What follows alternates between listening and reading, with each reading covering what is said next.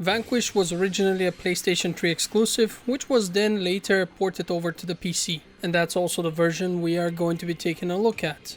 On the PC, the graphics have been cleaned up a bit and much higher resolutions are now available. What I was missing, however, was the possibility to play in ultra-wide. If you do want to enjoy the game in 21:9 or 32:9, you will have to resort to mods in order to do so. This isn't hard, but remains quite annoying. If something can be achieved by the community so quickly, then it will definitely not be an issue for the actual developer. So why don't they do it by default?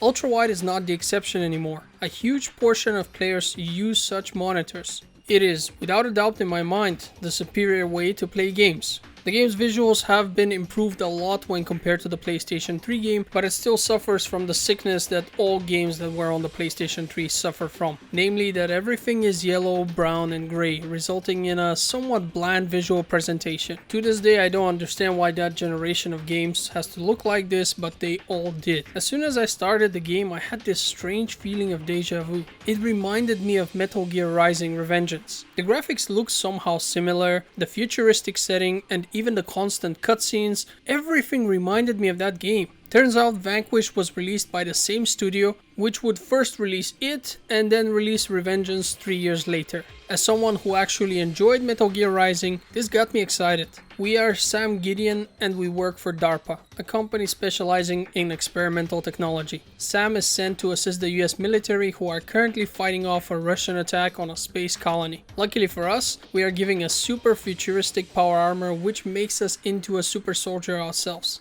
With it we can slide really fast, punch really hard, and have incredibly fast reactions in the form of bullet time. Since we are playing a video game, we can't just be an overpowered god of death, so the use of these abilities is being limited by giving us an energy meter. Depending on what you do, your energy will drain at different speeds. And if we actually deplete it completely, we will have to wait longer for it to recharge completely before we can again use the skills. This all sounds relatively normal but feels completely out of place in this game. One of the main reasons for that is that Vanquish offers us a fast-paced combat and combining the abilities can be a lot of fun. It's absolutely baffling to me why the limits are so strict. If you use your melee attack, your energy will be depleted completely after a single strike. If you are close to death, the bullet time will activate automatically, giving you the chance to kill your enemies easier or go for cover. However, you cannot actually cancel it. Time will be slowed until your energy is completely drained, whether you want it or not. This can be especially stupid if you have finished off whatever was about to kill you and are now waiting for your energy to be depleted so that you can then wait for it to recharge again before you can re-enter the fray and use your abilities once more. Not to mention that your energy bar is generally quite limited to begin with. It allows you to slide for around 10 seconds before it's empty. Should you decide to combine this skill with your bullet time, you are now looking at around 5 seconds. So as you can see, it feels very restrictive. I feel like I could do a lot of cool things in the game if I would be allowed to do it. But instead it constantly keeps tripping me over and slowing down the gameplay, which then turns into a normal third-person cover shooter. At first, I actually suspected that I would get new abilities and even have the chance to increase the energy capacity of the suit as I got through the game. But I was wrong. None of that happens. What you see is what you get. At least the game features quite a few weapons to play around with and has a fun upgrade system. There are 11 weapons in total and 2 types of grenades. The cool thing is that collecting the same weapon while your ammo is full will actually result in upgrading it. Here I was hoping that the upgrades would perhaps change the way the weapon behaves and looks, or at least that the last level would give me some new superpowered version of them. But sadly that's not the case. They seem to only get minor stat boosts with each level. What makes things even worse is that dying ends up lowering your weapon's levels by 1. That sucks, but it sucks even more when the game kills you without a warning at the start of the level. I mean, look at this. I just started and I get one shot by this giant robot. This has never happened before this level as well. And don't get me started on the hidden loading screens. I am using sarcastic quotation marks when I'm calling them hidden. The game has a bunch of elevator sections which take way too long and have you standing around doing nothing. I'd rather have an actual loading screen. It gets the job done faster. On top of that, the frame rate would sometimes drop during cutscenes, especially if they involve your assistant Elena. And speaking of Elena, her job is a multifaceted one. She briefs us on the next step of our missions, she hacks things for us and serves as our operator in general. Oh yeah, she's also supposed to be hot, so the camera will constantly switch to angles which almost let us see under her skirt. This is yet another example of the weird Japanese developers who simply don't know how to frame a sexy woman. If she's not supposed to be slutty, stop making me look up her skirt while she does her normal menial work. It just makes me feel like I'm some kind of weird pervert. Either give me a proper slutty character who behaves and dresses provocatively, or just give me a serious character who behaves professionally without placing the camera below her. And speaking of characters, let's take a look at Sam, our protagonist. He's presented as this cocky, chain-smoking asshole. This game came out in 2010 and as far as I remember at that point, smoking had been considered lame for at least 10 years. Don't get me wrong, I don't mind a character who smokes in games, because this can show us that the character has flaws. Smoking is a serious addiction and very few are strong enough to quit once they are addicted. But when I look at a game which is supposed to take place in a distant future and I see the protagonist smoking, I can't help but think he's just exceptionally stupid. Not to mention that he doesn't just smoke casually, he does it as if it were cool. And of course, has to emphasize his douchebaggery by smoking in places where smoking is not allowed. Because nothing makes you cooler than being an addict who can't control himself and breaks rules in order to satisfy their addiction. Quite a number on you, huh? We could use you as a test subject at DARPA.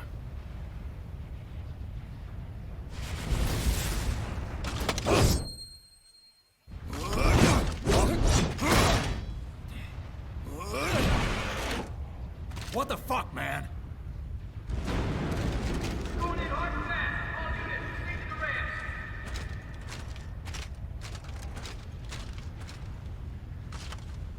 You're not allowed to smoke on the ship.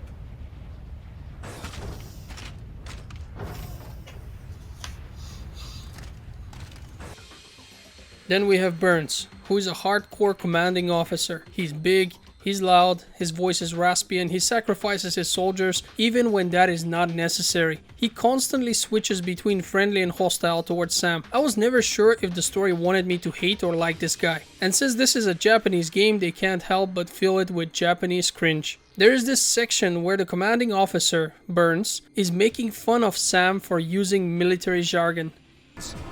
We need to take that damn hill. Is it strategically important? They teach you those big words at DARPA Pansy Academy. No pussyfooting up here, ladies.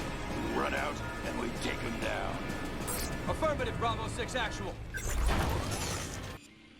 Why would a high-ranking military guy make fun of someone else for using military jargon? Well, because the Japanese who made this game didn't really think this through at all. They have their stereotypical character roles and that is that. The story itself is convoluted and stupid. We don't get much to begin with, and what we do get is barely explained. The worst part is that the game ends up sequel baiting. Of course, no such sequel was ever made, and thank God for that. The levels are extremely linear and offer no variety in gameplay for the most part.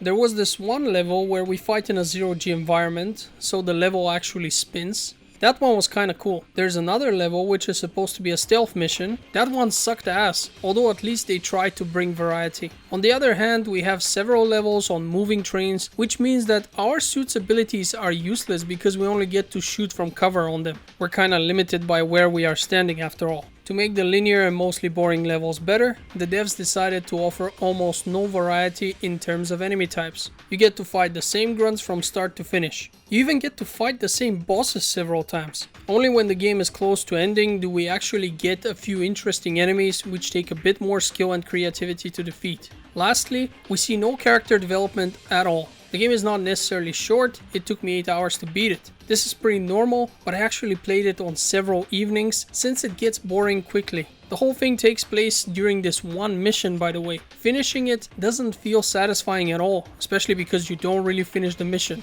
The developers decided to give us an open ending with something like a cliffhanger because they thought they're gonna be making another one of these games. Although to be fair, in a way they did do that, but the next game, which is Revengeance, is a much better game altogether, so I'm actually quite grateful. Some characters are introduced and we are sort of told that we should care about them, but of course there is no way for that to actually happen since that's not how it works. The game is a mess in pretty much every way. I have to say that I'm shocked at how different Vanquish is from Metal Gear Rising. They are only 3 years apart, but one is fun and original, while the other one is boring and poorly designed. I expected them to be similar and I guess that one's on me. Ultimately, I cannot recommend Vanquish to anyone. Just play Revengeance instead if you haven't. With that having been said, thank you for watching Game Filter. I hope to see you on the next one. Until then, have a great day.